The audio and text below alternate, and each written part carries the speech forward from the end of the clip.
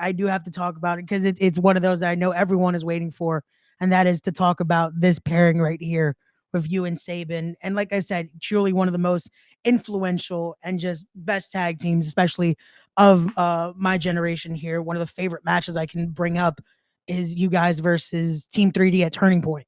Oh, That I thanks. felt like is one of those that is just it always just especially what it meant, just every moment in that match, all that.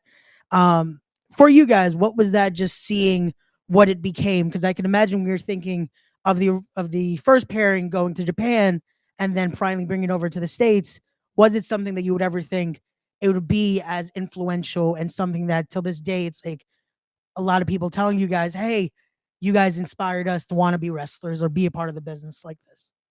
Yeah, no, I it still shocks me when I hear it. Yeah. And I'm not a person who like looks back retroactively. That's just not my nature.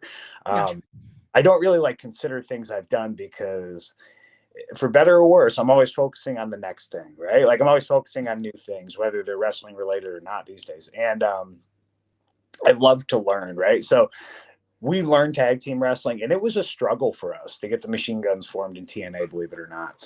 But we did have the willingness of these older tag teams who had been established wanting to work with us. And it was mainly the Dudleys, Team 3D, and the New Age Outlaws. Both those teams like really wanted to be in the ring with us, which was massive. And you know, we learned so much. Like I learned so much from Road Dogg and Billy Gunn over the course of a few matches, and I learned even more from Bubba and Devon because we were married to them for a little bit, and we wouldn't be the team we are without them. I wouldn't be the wrestler I am without them because it was just different situations, right? And to me, wrestling is a lot like math in the sense that while math is completely objective based, you can get to the correct answer, and there's really no correct answer in pro wrestling.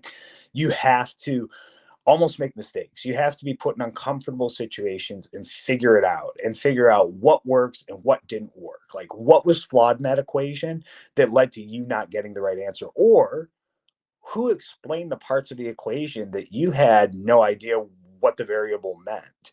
And 3D did that for us because we had these tables matches and ladder matches and brawls and wrestling matches. And it was like, okay, cool. Like this makes more sense now, right?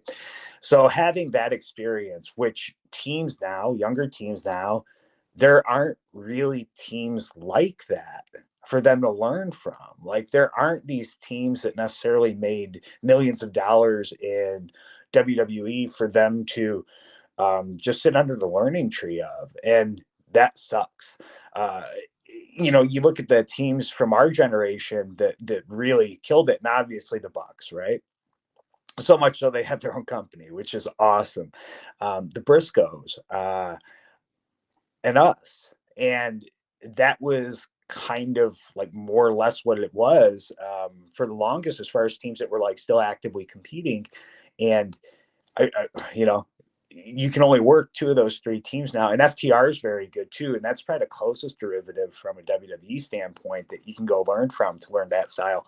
And they opt for a old school style too, right? So it's almost like, man, I wish the New Age Outlaws were still around for people to wrestle. I wish 3D was still around for people to wrestle because we just benefited so much from that.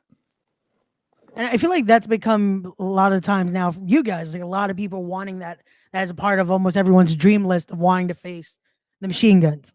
Yeah, that, I would agree with that. I think Yeah. the downside is you have a lot of people trying to wrestle the way we wrestled too.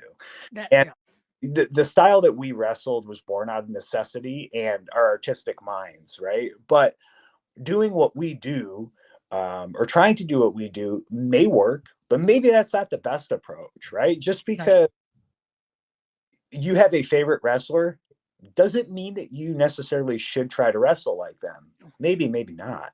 And really, what you should do, in my opinion, is work to your athletic ability, work to what you're capable of doing, and work to what's different or what's not being offered currently. Because pro wrestlers and what we do in the ring are ultimately a product. And if the market's saturated with a certain product, odds are we don't need more of it.